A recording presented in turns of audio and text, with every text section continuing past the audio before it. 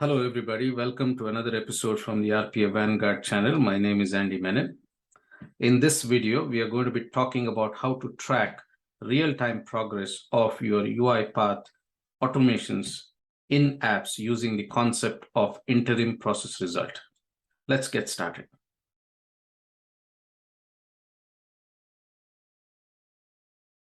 Several weeks ago, I had released a video titled UI-based feedback loop on the RPA Vanguard channel. And this video was in response to a technical question that was posed by Mukesh in the UiPath MVPs user group on WhatsApp, right? And then what Mukesh did is he took the concept that was published on my channel and then applied it to his use case. And then a few weeks ago, Mukesh and I got together on his channel and collaborated on creating another video named Transactional Processing Interface, in which he walks you through how he took the concept that was created here on the RPA Vanguard channel and then applied it to his use case, right? And you can check out Mukesh's channel linked below, and also the link to this video here on the right. This concept of UI-based feedback loop is a novel concept that I came up and published on the RPA Vanguard channel. It is not a formal part of the UiPath technology stack, but nonetheless, it is going to show you a different way of tracking the progress of your UiPath automations from your UiPath apps in real time, right? I would highly recommend that you watch both these videos if you want to compare the concepts demonstrated in these two videos with what we are going to be discussing in this video. By the time you are done watching all these three videos, you should have a fair idea of what kind of a framework that you would like to set up when it comes to tracking real-time progress of your UiPath automations in UiPath apps. So with that, let's get to the topic of today's discussion and look at the theory behind the interim process result concept.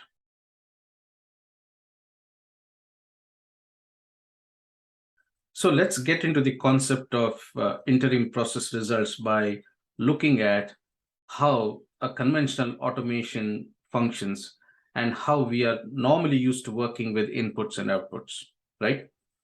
Here is a line diagram of a normal automation, right?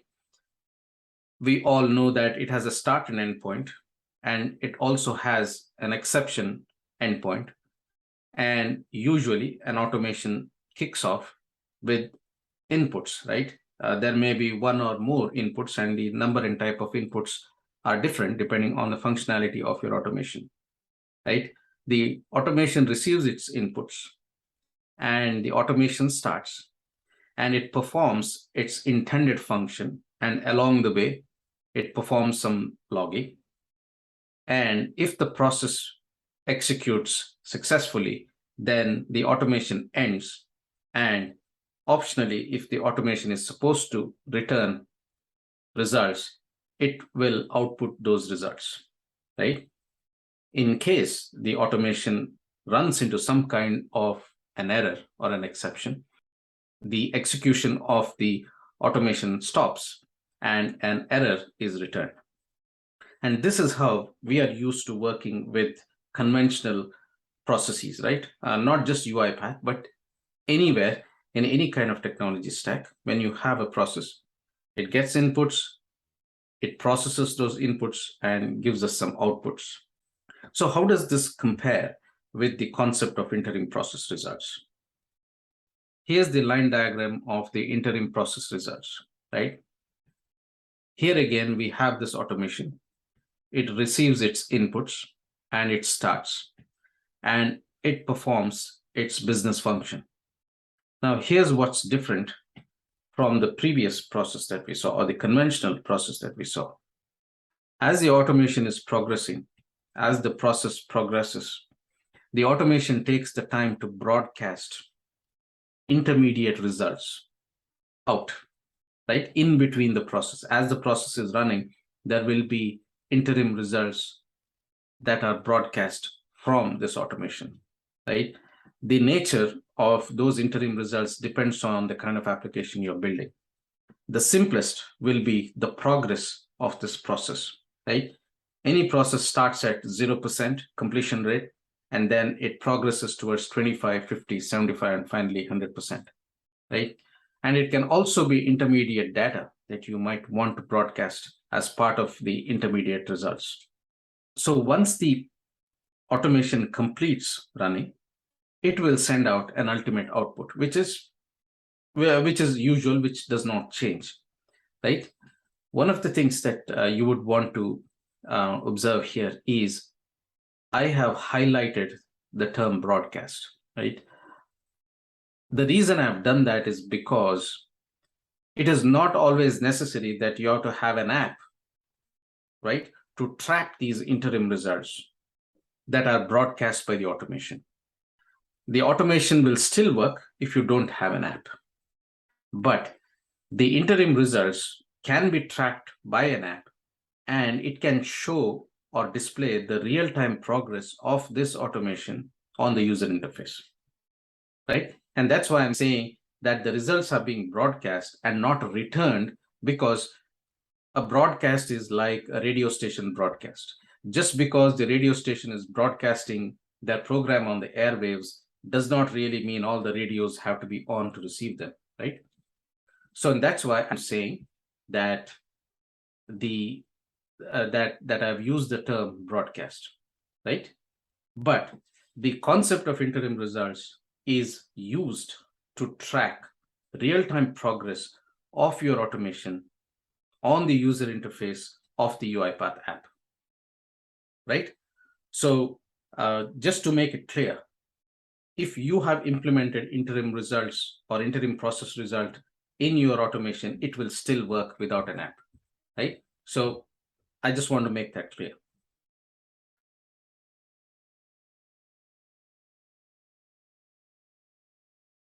I'm on the documentation page for the interim process result. And what I'll be demonstrating in this section is a working representation of the example that's been published on this page. Fundamentally, there are two pieces to this demonstration. One is the process that has been covered in detail in this section titled Building the Process. And on the right here is the UiPath Assistant. And that process that's been illustrated or described here in detail has already been deployed to my orchestrator tenant. And you can see the name of that process is Interim Process Results Demo, right? The second part of this concept is the UiPath app. And this is the app that has been downloaded from that page and deployed to the automation cloud. And that is what I'll be demonstrating. Now, what this app basically does is you give it a number of iterations, right? I call these iterations transactions, let's say. Let us say you have 2 or 3 transactions to process, right? So you put in that value here. And then let us imagine that each of those transactions has 4 steps, right? And then we put in 4. When I click on the Start Process button, right, this app will invoke this automation, and it will pass in these 2 inputs to this automation. So once this automation starts executing, it will broadcast interim results, right? And those interim results are captured by this app, and those results are displayed in this grid below. So with that, I'm going to hit the Start Process button. The job has started processing.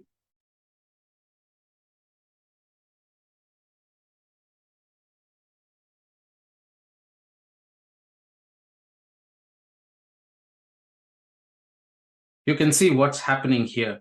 Because each transaction has got 4 steps, the progress has been divided into 4 parts, right? 25, 50, 75, and 100. So for every step or every transaction, that has been processed by this automation, the progress results returned, the interim results returned are 25% completion rate, 50%, 75, and 100. So basically now this output here, this grid here has got 12 results, right? Each item multiplied by 4 steps, that is 3 multiplied by 4 is 12. And you can see that each interim result is returned and displayed here. So when this automation was in flight, right, as it was progressing, you saw that the state of this slider control, right, changed periodically as each and every interim process result was being broadcast back to the app, right? The app picked up the broadcast, and then based on the value received or the value of the interim result received, it updated the user interface element accordingly.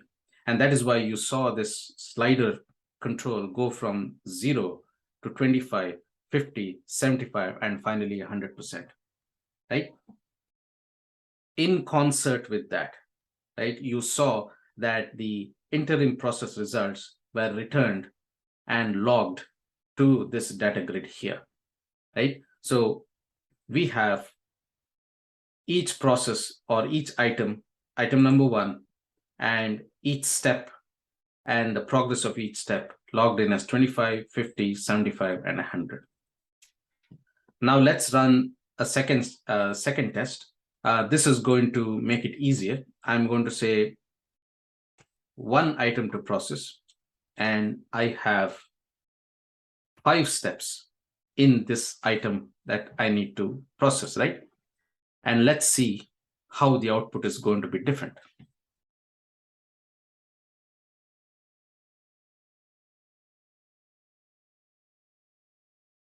This time you can see the slider update to 20, 40, 60, 80, and 100, right? Basically 0 to 100 divided by 5, right? And as there is only 1 item to process, the outputs are from 1 to 5 for item number 1. So you get the idea on how you could write an automation and implement interim process result concept, right, in your automation to broadcast progress as your process completes.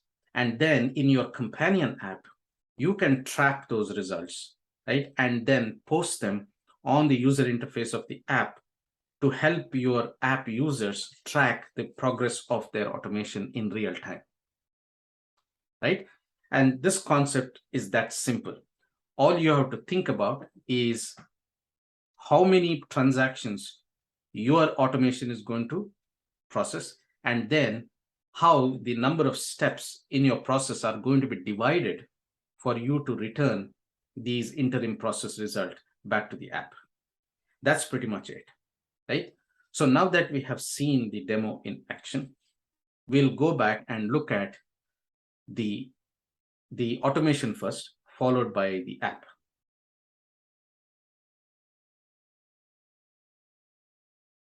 So we are in the UiPath Studio, and this is the sample app that I have downloaded from the UiPath documentation page and opened in Studio. And the code that I'm going to walk you through is as available from UiPath. There isn't anything special that I have done in order to get this thing working. Basically, this app is, or this automation is pretty simple. It has one sequence in the main XAML, and it has a few inputs and outputs.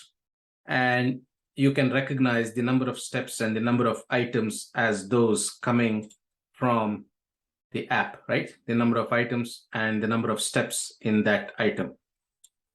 And it has several outputs that it returns, either as final outputs or as interim results, right? First, what makes this project different is that you have to add a package to your project in order to be able to implement the concept of interim results, right? If you go to your package manager here is the package that you would want to add. It's called UiPath Workflow Events Activities. So this is key. You have to remember that this is one of the main differences between what you are seeing here, the concept of interim process results versus the UI-based feedback loop that I mentioned to you at the beginning of the video. In that concept, you do not need any special packages or additional libraries to make that concept work. It works with the fundamental mechanisms that are available to consume a UiPath automation in a UiPath app. In this case, however, you will need to add this package to your project. So this is something that you have to remember as one of the key differences. So once you have done that, then the activity named send interim result, right, is available to you, right? And this is the activity. It's named send interim results, right? That activity will be available to you in your activities browser, right? So if I click on this and say send interim, there it is, right? So you drag that in here in order to implement it, right? So that is the other thing that you will have to take note of. Now, what does this automation do in the most simple terms? First, it initializes a data table, right? And the structure of that data table conforms to what you are seeing here in this data grid here, right? That is the data table that is returned as an interim result back to this app, right? That is broadcast and captured by this app to display the results here, right? So first, it builds an empty data table, then it keeps running, right, as long as there are more items to process, right? Basically, it checks if the current item number is less than or equal to the number of items that the app has sent to this automation to process. In this case, if you look at it, the number of items to process is 2, right? And therefore, this loop will run twice, right?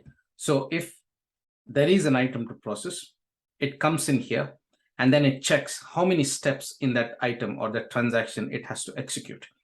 Now, remember, the number of steps is something that is dependent on your business logic, right? This is a simple process. So the number of steps is basically a number, right? You're saying my process has got 10 steps or 3 steps or 2 steps, whatever the number is.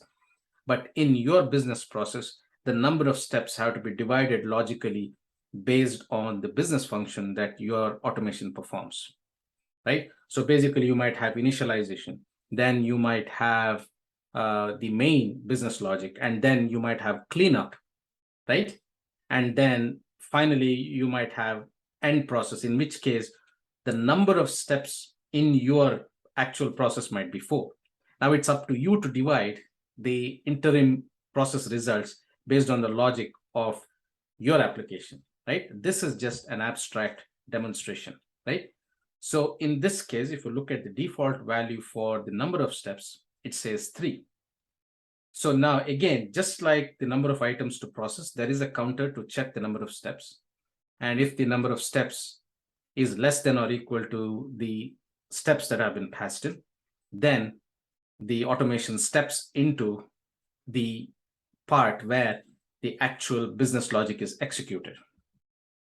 Now, in this case, what the process does is it adds a data row with all the statistics that need to be reflected in your app. Now, in this case, those statistics are very simple. It is the item number, which is a counter of the item number, the step number, the counter from 1 to 5, and then the date and time, and then the progress. Now, this is basic math. So the percentage completed is very simple, right? It is the current step number divided by the number of steps multiplied by 100. That's the value in percent, right? So it adds that to this data table, and then it simulates some work, right? So 2-second delay, and then it sends out or broadcasts the interim result. Now here again, the interim results that you are sending back depends on your actual business process, right? Here in this case, the the output is the data grid, right, or the data table, and also the progress percentage, right? Now, you might ask me why it is sending out the data table, which contains the percentage completed, and why is it also sending out the percentage completed separately? We'll look at that when we come to the app, right? But the number of interim results are dependent on the number of results that you want to send out. And each interim result that is broadcast will have to be represented by one step here, right? So if you have 5 outputs to send out as part of your interim results, you will have 5 send interim result activities added to your sequence or your process flow, right? So we have sent out the automation has sent out the broadcast the data table, then it has broadcast the percentage, right? And it also has broadcast the current step and also the current item that it just processed. Once it has completed that step in that item, it increments that step, right?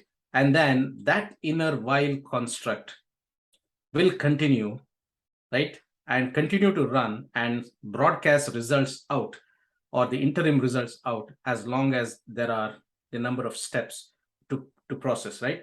And now the outer loop will run as long as there are number of items to process, right? In this case, there are 2 items to process and the outer loop runs twice. So once you have downloaded this automation and run it in Studio, you will see that it will work. You don't have to have an app, it will still work. And there will be no difference between a regular automation that you're used to and the automation that implements interim process result, right? That distinction will become clear once you have an app and that app captures the results of the interim data that is broadcast from this automation and displays it on the UI, right? So now that we have seen how this automation works, let us step into the app and see how all the interim results that have been sent from this automation are displayed on the app.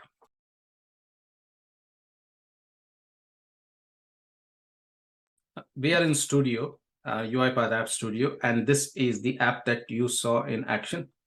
And this is the UI. It contains a single page and all the UI elements and controls that are required for this concept to work are on this single page.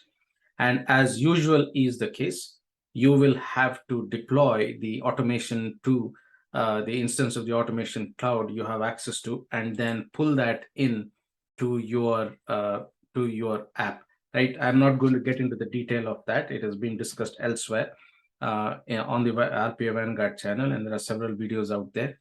But what is important here is here you see the app interim process results demo, and then we look at the inputs, and those inputs are the number of steps and the number of items, which are these two, the number of items and the number of steps.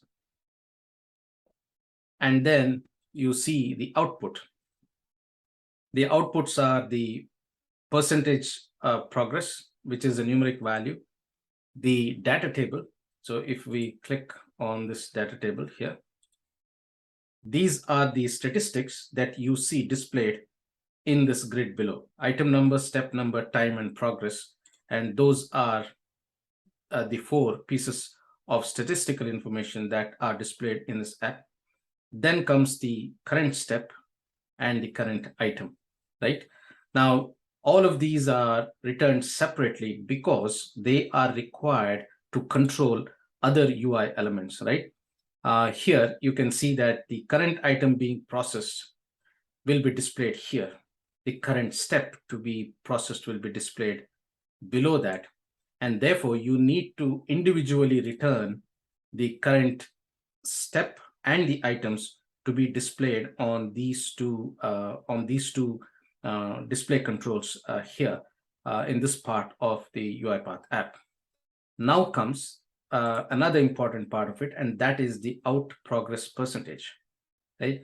that value is returned separately, right? Even though it is returned in this column, the last column of the data grid. That is because we need that value to drive the slider control that displays the progress, right? And as you saw in the demo in the previous section, the display of the slider keeps changing based on the value of percent progress that has been sent back separately as the automation is broadcasting the result.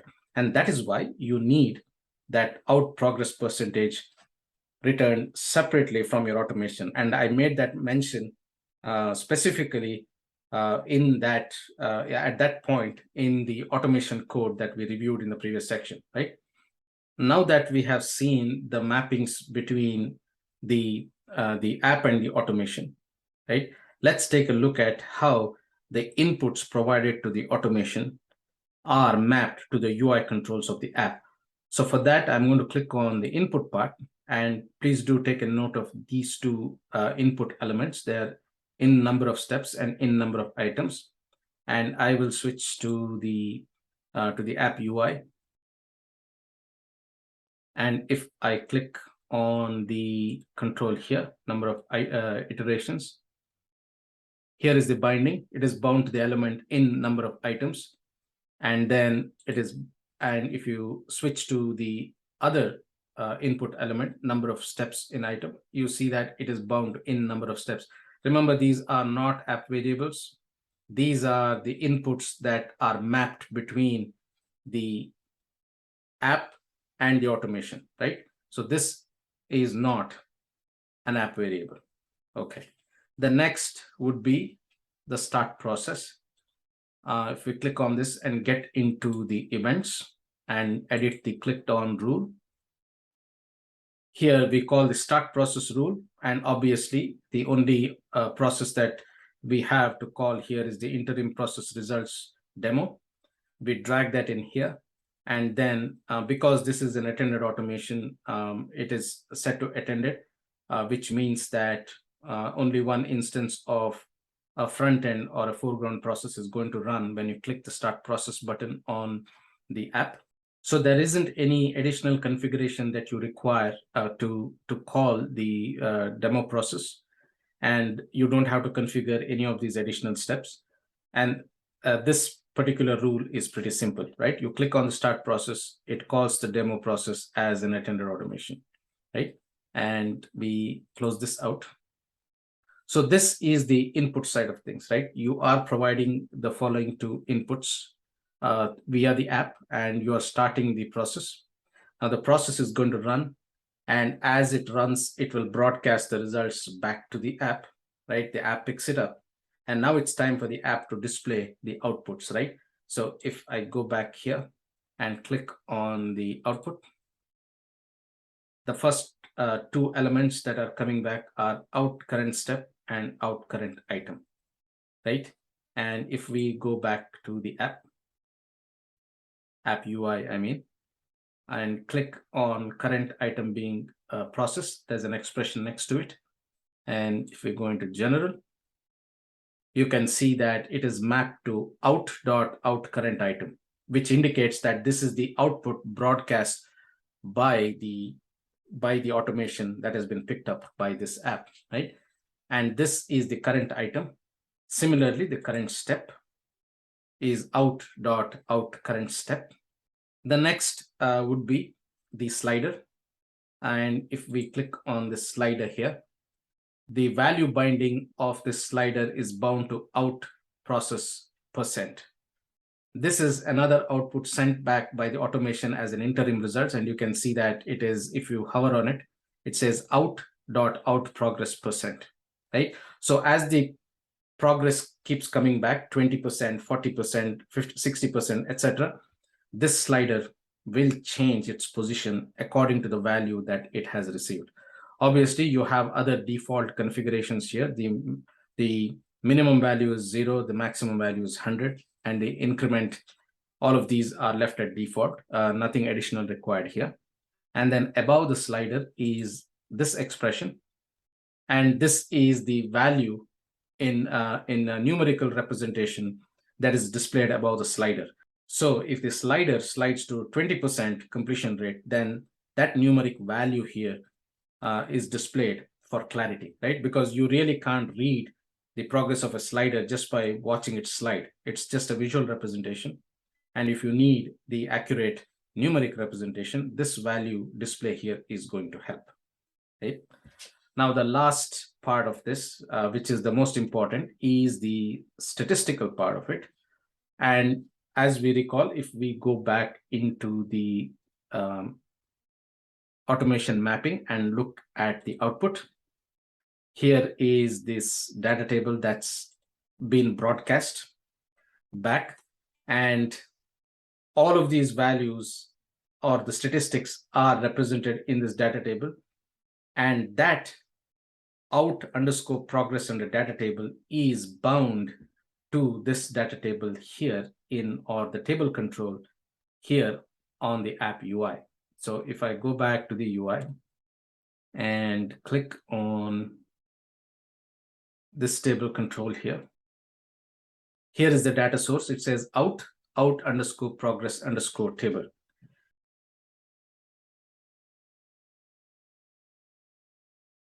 One of the things that I would want you to take note of, especially with the data table, is that you have to be careful in regulating or managing the number of steps that you specify in your items, right?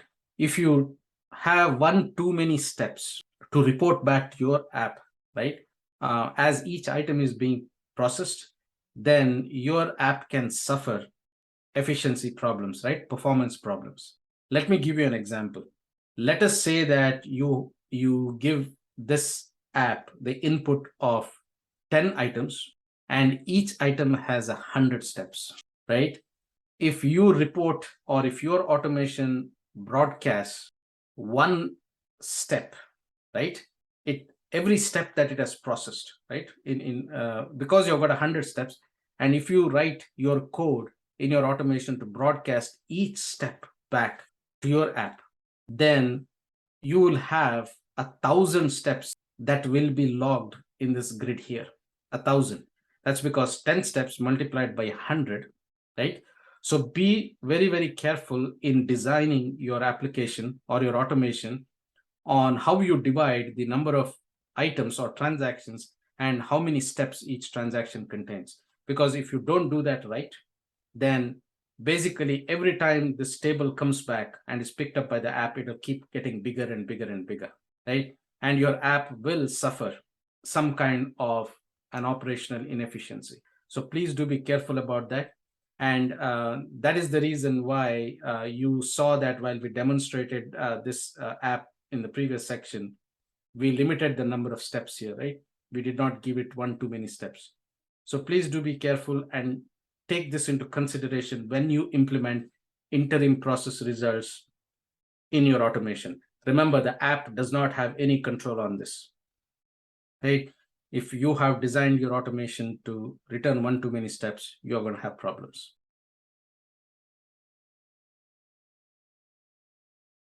So that is all for this video. I hope you have learned something new. I would highly recommend that you download the code for this concept from the UiPath documentation page linked below and give this a shot. It's a really cool concept. And I would also recommend, again, going back to this channel, RPA Vanguard, and watching the UI-based automation feedback loop concept and compare how this concept differs from that concept that we developed. And then please jump over to Mukesh's channel, and he has done a really awesome job of implementing the concept that I developed and applied it to his use case. And once you have the broad understanding of all these concepts after watching all these 3 videos, you can choose which framework you would want to use when you are going to control an automation or call an automation from a UiPath app. That is all. Thanks for watching, and I'll talk to you soon. If you like the content of this video, please do like, share, and subscribe. I truly appreciate it. Thank you, and bye.